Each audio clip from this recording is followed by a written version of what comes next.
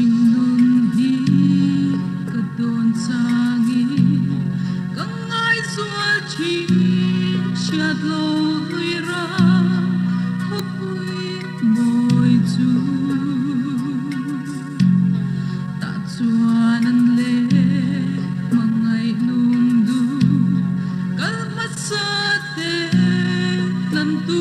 fakir nim dài an lấy lung ngày rẽ ngỡ ôm to lâu thật đồn sang nhà thật cha lệ chi lấy môi đập vào phun lại đi rì mù ô em tình con nghe cất lên về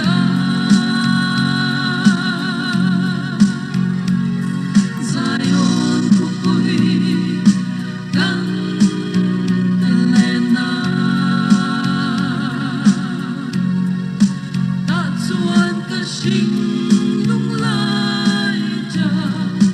vang to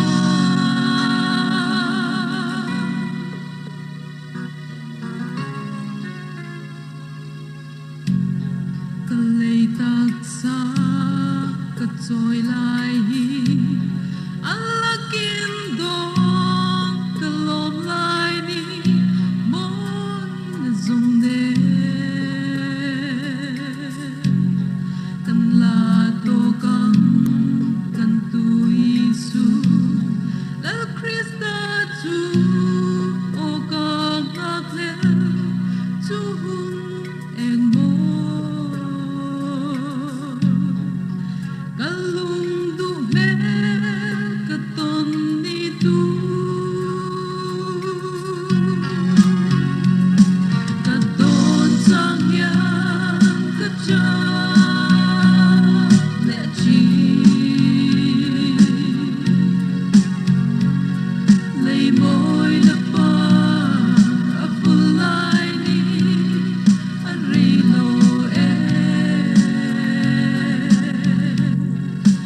ô em tình con nghe cất lên về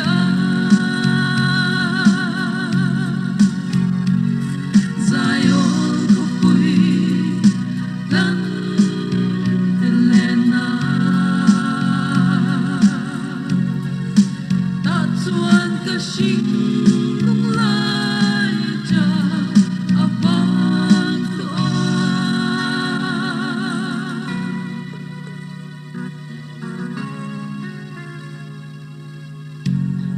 cả zin na ram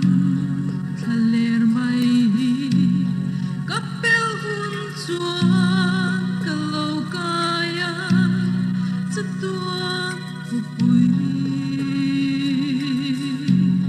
ta chuan mang ngày trên ta cái giống quan phát xin đi